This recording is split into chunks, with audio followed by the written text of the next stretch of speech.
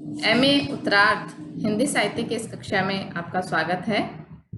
आज हम एमए उत्तरार्ध पंचम प्रश्न पत्र इकाई 2 का साहित्य सिद्धांत के अंतर्गत यथार्थवाद का अध्ययन करेंगे। यथार्थवाद आज के समय का आधुनिक युग का एक प्रमुख साहित्य सिद्धांत है। इसे जानने के पश्चात हम इस बात में सक्षम होंगे कि हम यथार्थवाद को उसके वास्तविक स्वरूप में, उसके विकास के संबंध में, उसके विभिन्न रूपों के बारे में जानने में सक्षम होंगे। सबसे पहले हम यथार्थवाद का जो सामान्य परिचय है वह जान लेते हैं। यथार्थवाद को स्पष्ट करते हुए डॉक्टर राम अवध द्विवेदी लिखते हैं, यथार्थवाद अपने निश्चित सैद्धांतिक रूप में कला और साहित्य के क्षेत्र में 19वीं शताब्दी में प्रकट हुआ। हम यह नहीं कह सकते कि इस संबंध में निश्चित तिथि का देना कहाँ तक उचित है, किंतु सामान्यतः दो तिथियों का उल्लेख किया जाता है। सन 1855 ईस्वी में कॉर्वे ने अपने चित्रों का प्रदर्शन किया। इन चित्रों में यथातथ्य निरूपण की शैली व्यवहृत हुई और उसके संबंध में रियलिज्म शब्द का प्रयोग उसके निर्माता ने स्वयं किया। उसके कुछ समय पश्चात 1859 में फलादेयर का प्रसिद्ध उपन्यास मैडम बावारी प्रकाशित हुआ। यह तिथि भी यथार्थवादी आंदोलन के आविर्भाव का संकेत देती है। तो विद्यार्थी, हम देखते हैं कि राम अवध द्विवेदी स्वयं ये मानते हैं कि किसी निश्चित तिथि को देना उचित है या अनुचित, वह इस संबंध में स्पष्ट नहीं है। उनकी इस अस्पष्टता का कारण यही है कि यथार्थवाद को किसी एक समय में प्रारंभ मान लेना उचित नहीं है। हम ये कह सकते हैं कि इस समय 19वीं शताब्दी के आसपास यथार्थवादी लेखन की प्रवृत्ति बढ़ी, परंतु यह हम कहें कि यथार्थवाद इसी समय से प्रारंभ हुआ, यह उचित नहीं है।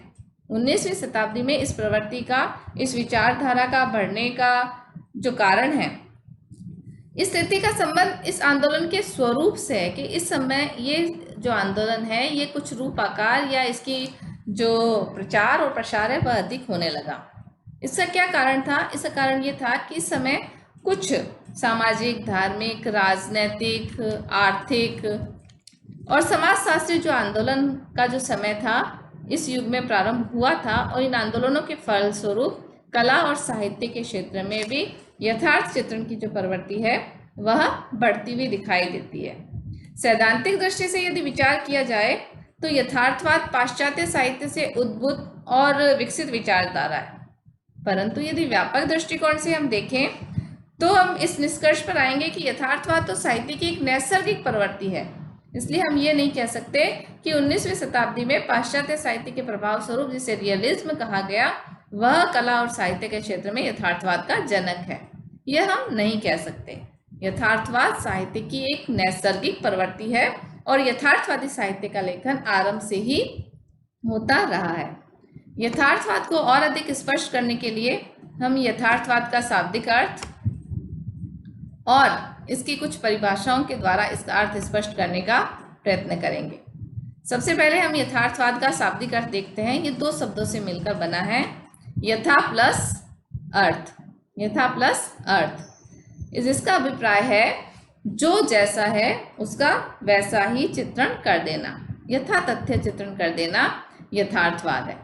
इसी प्रकार से हम हिंदी के शब्दकोशों में भी इसका अर्थ देखते हैं। वृहद हिंदी कोश कहता है कि यथार्थ का अर्थ है सत्य, प्रकृत अथवा उचित। उसी प्रकार से विश्व हिंदी कोश सच, वास्तविक और वास्तविकता को यथार्थ मानता है।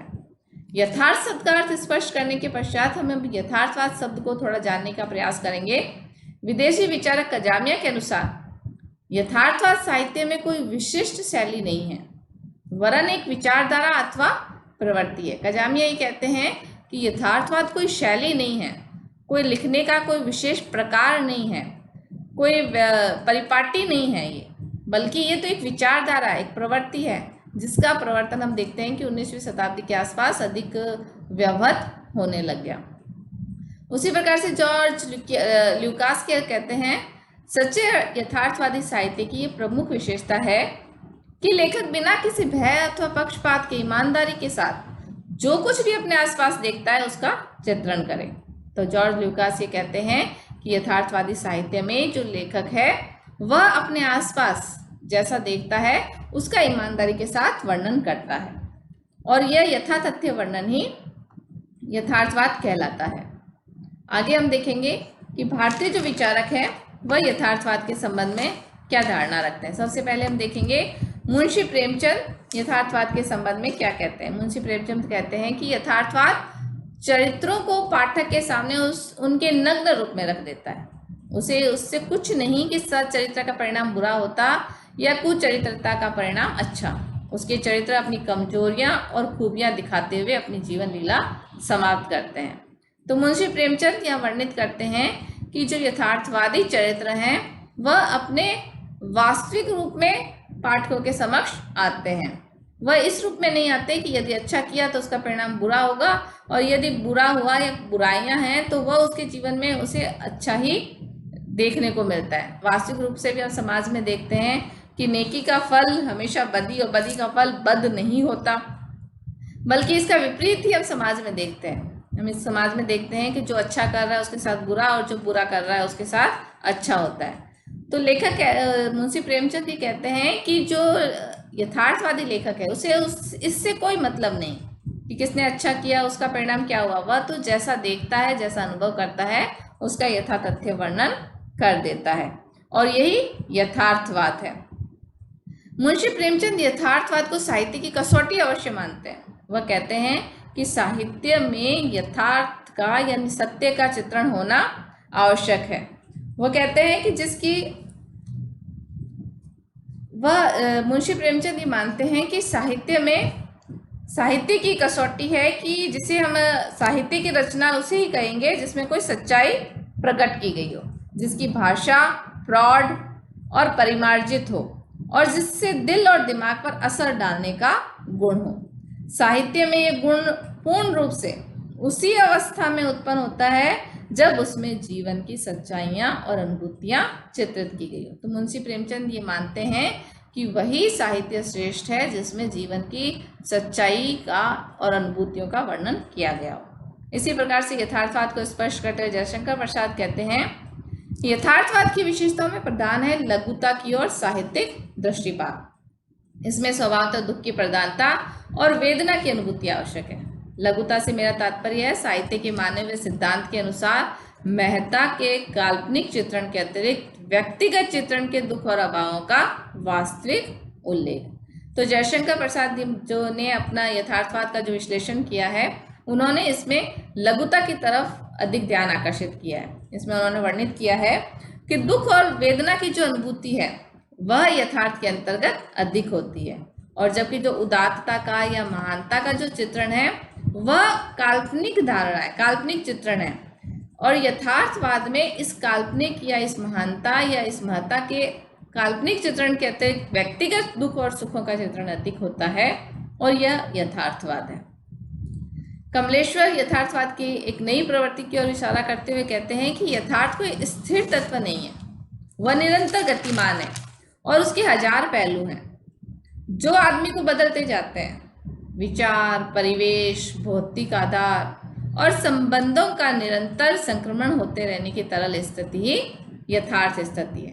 डॉक्टर कमलेश्वर ये मानते हैं कि यथार्थ को यदि हम कह दें कि आज से 50 वर्ष पहले यह यथार्थ था और आज यह यथार्थ है, तो इन दोनों यथार्थ में बहुत अधिक अंतर होगा। यह अंतर क्यों होता है?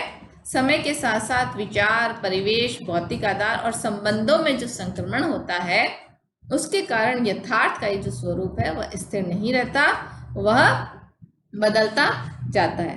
तो इस प्रकार हमने यथार्थ के पाश्चात्य और भारतीय यथार्थवाद के संबंध में पाश्चात्य और भारतीय विचारकों के मतों को जानने के बाद हमने ये जाना कि वास्तविक रूप से यथार्थवाद या यथार्थवाद जो विचारधारा है वह क्या है। यथार्थवादी विचारधारा जीवन के दुख, दैन्यहीनता, निराशा का वर्णन करने से ही संबंधित धारणा हमें दृष्टिगोचर होती है।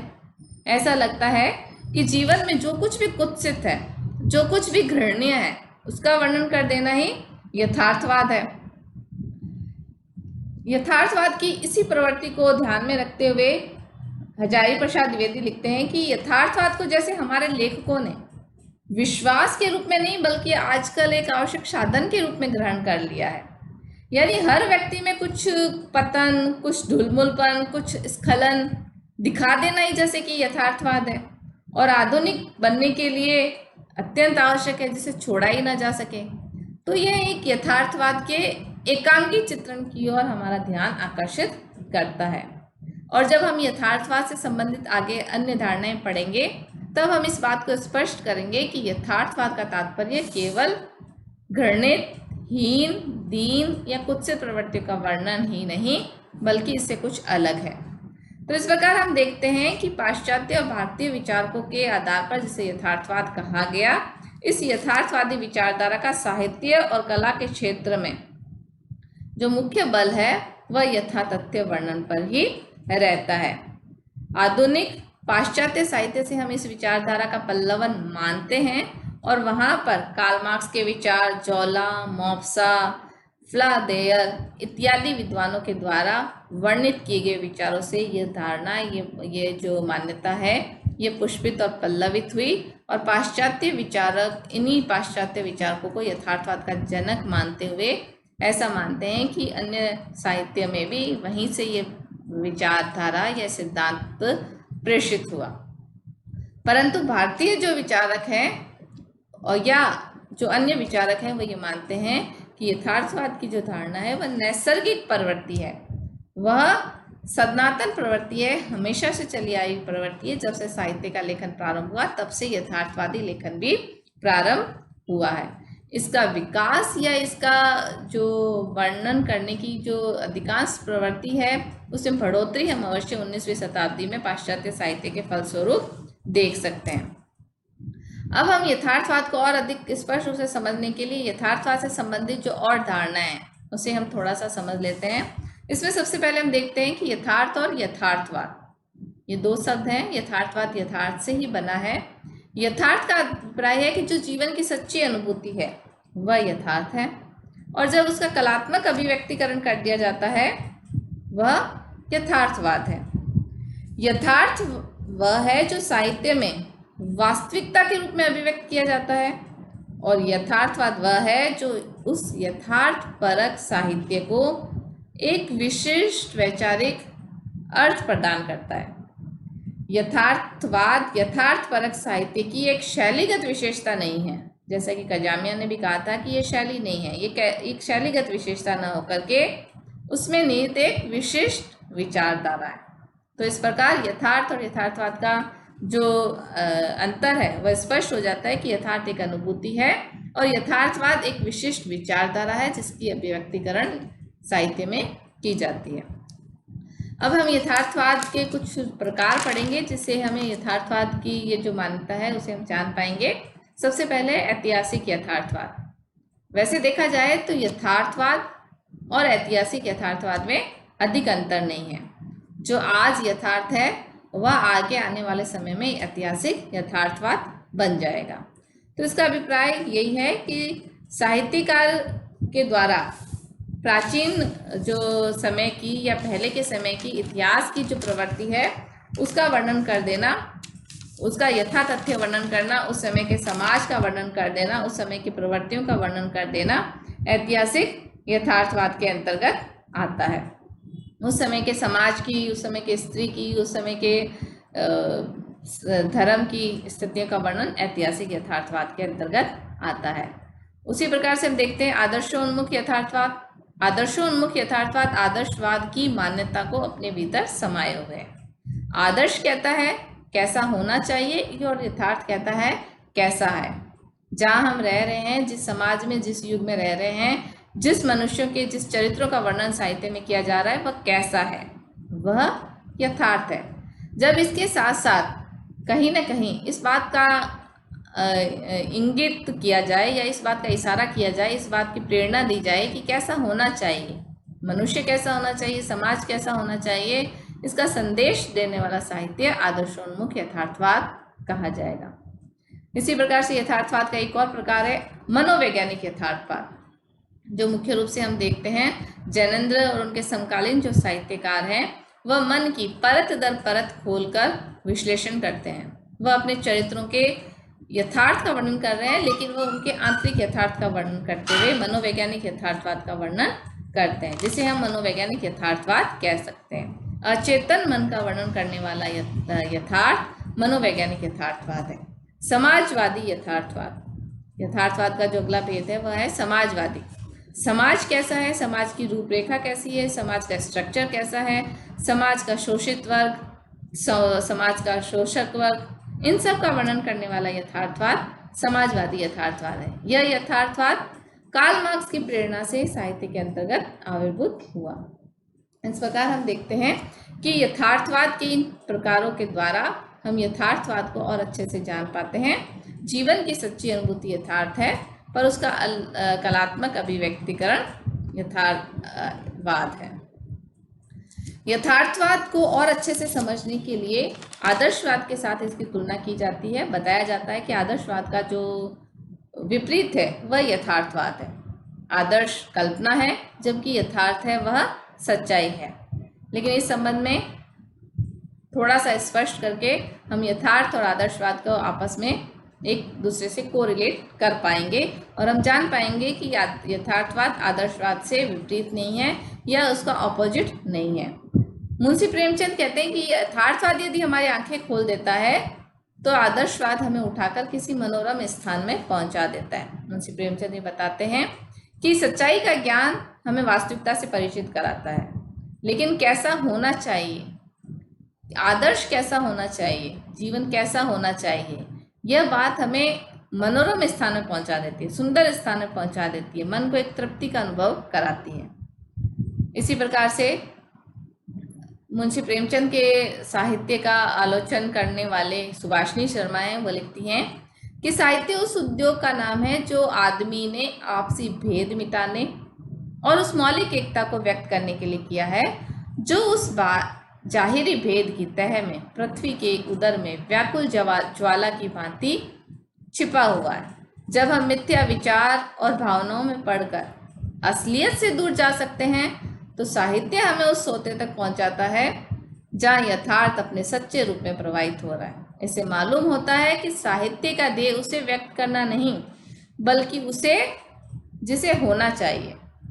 तो यहाँ सुभाषिनी शर्मा स्पष्ट करती हैं कि साहित्य उस उद्योग का नाम है जो व्यक्ति और व्यक्ति के बीच के भेद को मिटाता है।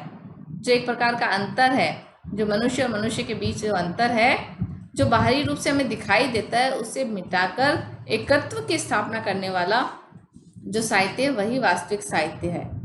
और जब हम इस प्रकार के मिथ्या विचार, इस प्रकार के भेद करने वाले विचारों को मिटाकर वास्तविक रूप से जब हम उस सच्चाई तक पहुंचते हैं, वह आदर्श है और उस तक पहुंचना ही साहित्य का ध्येय है।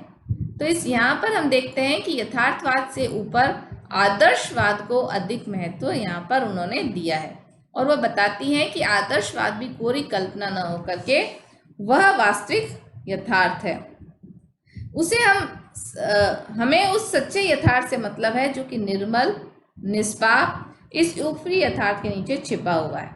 इस सच्चे यथार्थ को हम आदर्श कह सकते हैं क्योंकि हम उस तक पहुंचना चाहते हैं और वह अभी तक हमारे पास नहीं है।